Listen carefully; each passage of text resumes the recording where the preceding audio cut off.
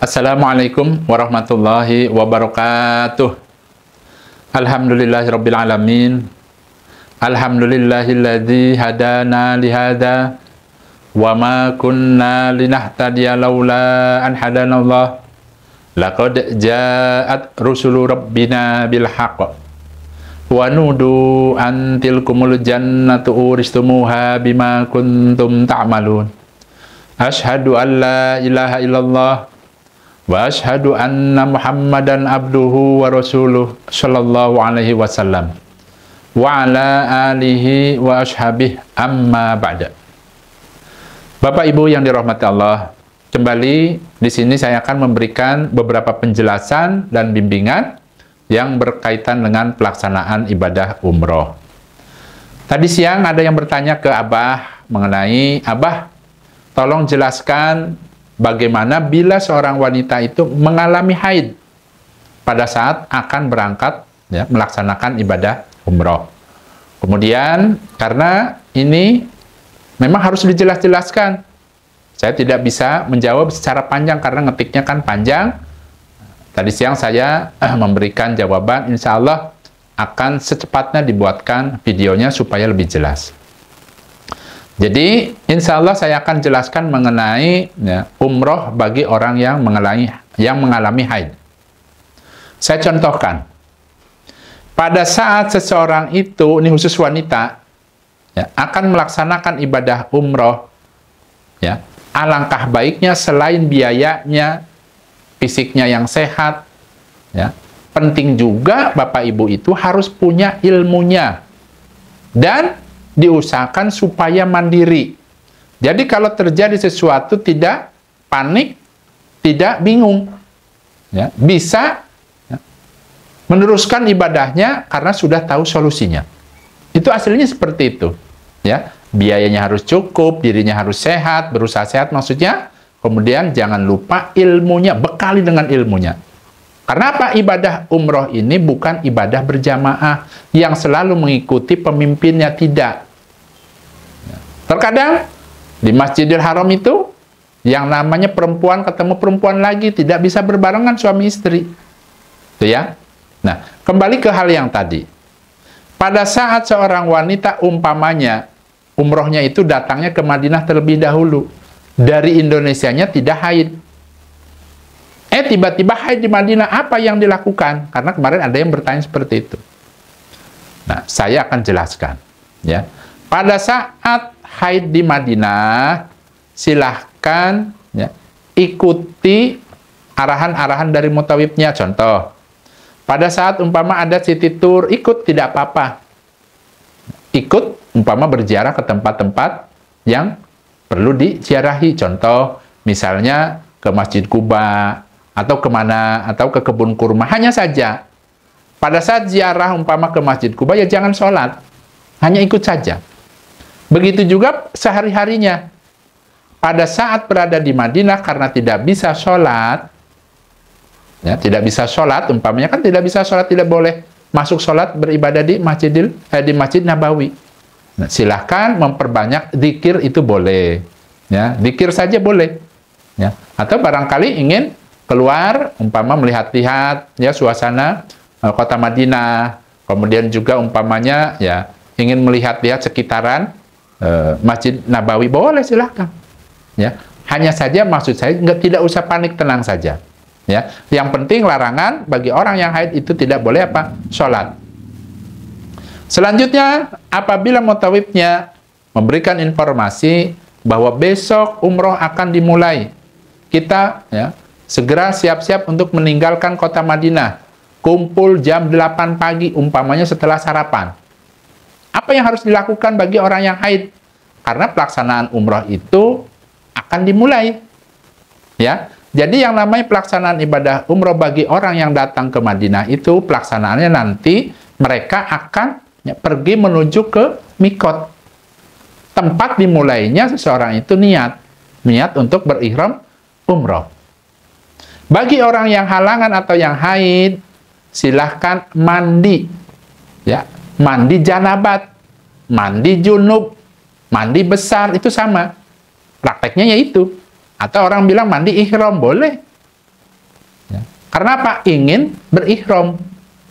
Prakteknya sama dengan mandi janabat. Prakteknya sama dengan mandi besar. Hanya penamaan saja. Karena apa? Ada dalam hadis itu dijelaskan, pada saat Nabi akan berangkat menuju ke Mikot, Nabi bersabda, siapa saja yang akan melaksanakan umroh, ya, supaya mempersiapkan diri, termasuk orang yang haid, ya, bisa langsung mandi junub, mandi janabat. Jadi intinya seperti itu, ya. Bagi Bapak Ibu, kalau sudah dikasih tahu berkumpul, berarti persiapan mandi ihram. Ya, bagi yang haid, mandi janabat. Ya. Nah, untuk yang haid ini, ya, silahkan selesaikan mandi janabatnya, kemudian silahkan pakai pembalut yang rapi. Itu ya. Kemudian ikut rombongan menuju ke mana? Menuju ke Mikot. Ya. Perjalanan dari hotel biasanya, ya, ke Mikot itu tidak lama. Ya, biasanya rombongan akan menujunya kemana? Daerah Dzul Hulaifah, Masjid Bir Ali. Sesampainya di situ, orang-orang kan melaksanakan sholat di situ. Ya, sholat 2 rakaat, tuntunan seperti itu. Ya, yang haid ini tidak usah sholat, tunggu di mobil saja, di bis.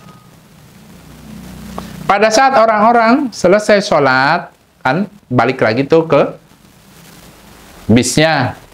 Nah, yang haid ini siap-siap, boleh. Maksudnya siap-siap, niatkan hatinya ingin melaksanakan ibadah umroh. Karena posisi bis itu kan berada di Bir Ali, di daerah Mikot. Nantinya berangkatnya ke Mekah. Nah, pada saat itu boleh di hatinya supaya tanamkan, supaya tancapkan, ya Allah, saya akan melaksanakan ibadah umroh. Berilah kepada saya pahala dan pengampunan, ya Allah. Boleh. Silakan, itu namanya niat. Niat itu adanya di dalam hati. Setelah hatinya niat, kemudian lafadzkan. Niatnya itu ucapkan. Ucapannya, labbaik Allahumma umrotan. Cukup itu. Saya ulangi, labbaik Allahumma umrotan. Ucapkan. Tadi niat kan sudah. Ya Allah, saya hari ini akan melaksanakan ibadah umroh. Ya, memenuhi panggilan-Mu, ya Allah. Ya. Berilah saya pengampunan dan pahala, ya Allah. Hatinya supaya berbicara seperti itu, niat seperti itu. Itu namanya niat karena Allah. Ya, setelah itu tadi apa? Ucapkan. Ucapannya, labbaik Allahumma umrotan. Ya, ya Allah, aku datang memenuhi panggilan-Mu untuk melaksanakan ibadah umroh. Itu kalau kurang lebih kalau diartikan, tapi tidak perlu diartikan. Cukup labbaik Allahumma umrotan. Selesai.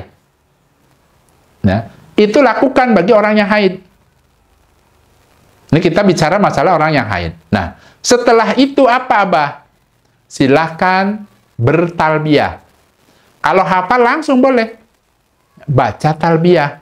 Kalau tidak hafal bagaimana, Abah? Boleh ikuti saja mutawifnya. Insya Allah nanti juga mutawifnya akan memberikan arahan. Ya, bacanya apa, Abah?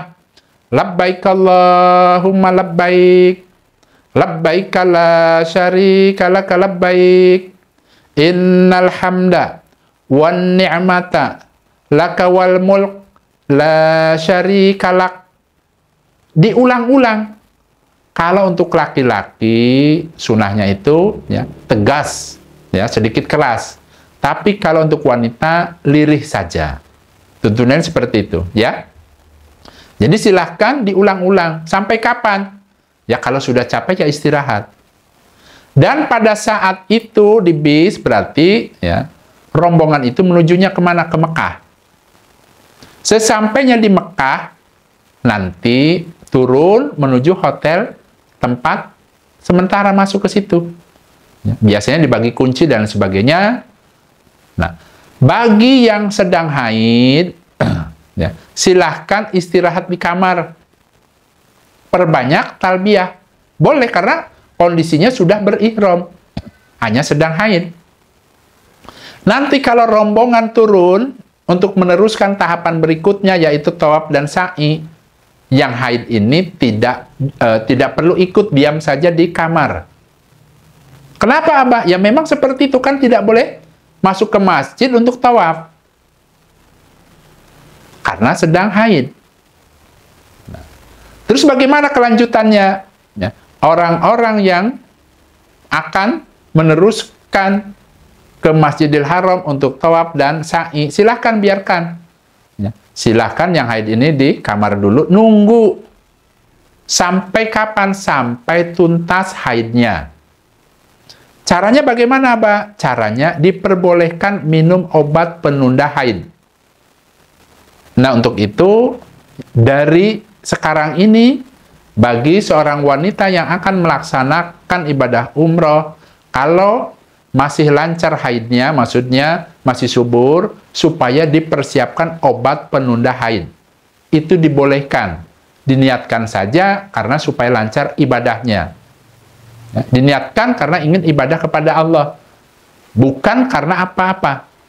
Ya, boleh. Nah, caranya bagaimana, Bah? Menurut pengalaman dari istri saya, ya, biasanya kalau ingin langsung minumnya itu 2 obatnya. Ya, minumnya tuh langsung 2. Bahkan pada saat orang yang haid ini, umpama kan tadi ya kita bicarakan haidnya keluarnya itu di Madinah, boleh minum pada saat di Madinah. Jadi nanti pada saat nanti di Mekah siapa tahu suci, bersih. Tuh ya. Jadi minum obat itu pada saat haid keluar, ya silahkan boleh.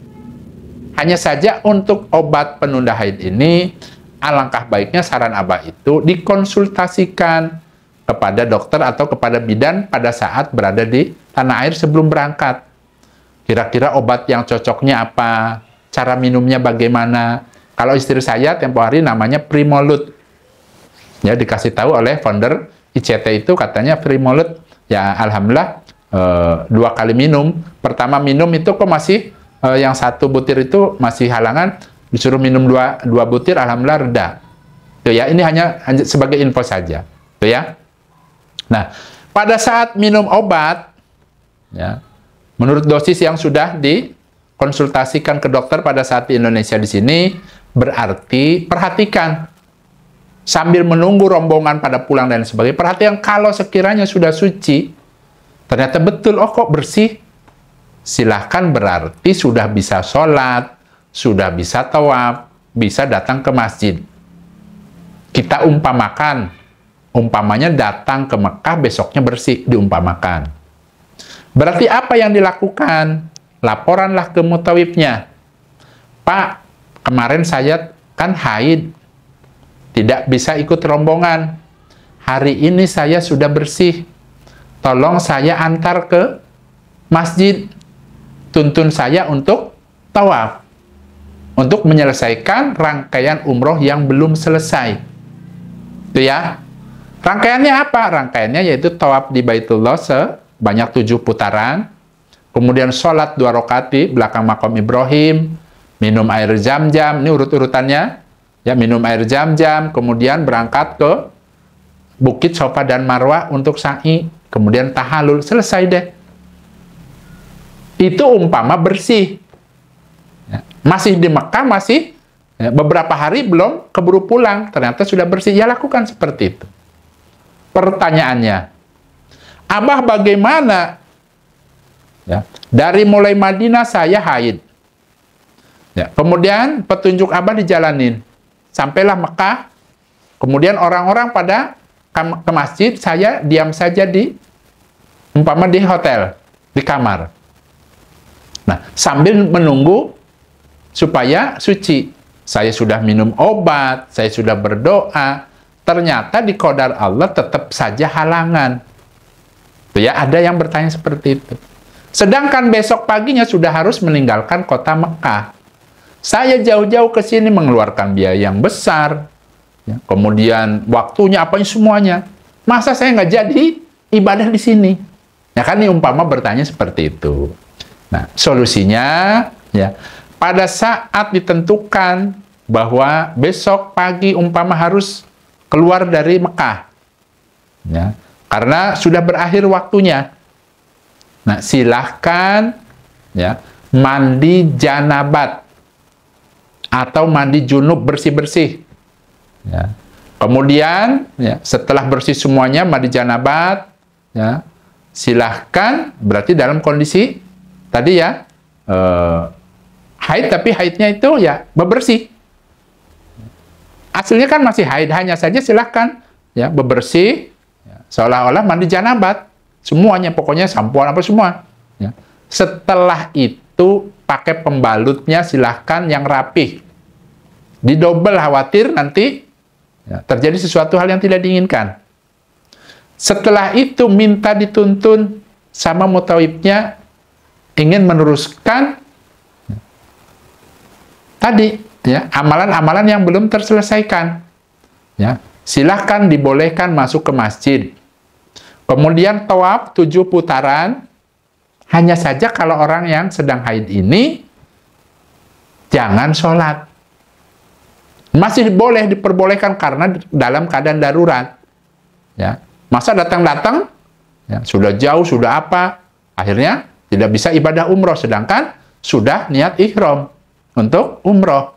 Laksanakan ya tawaf 7 putaran.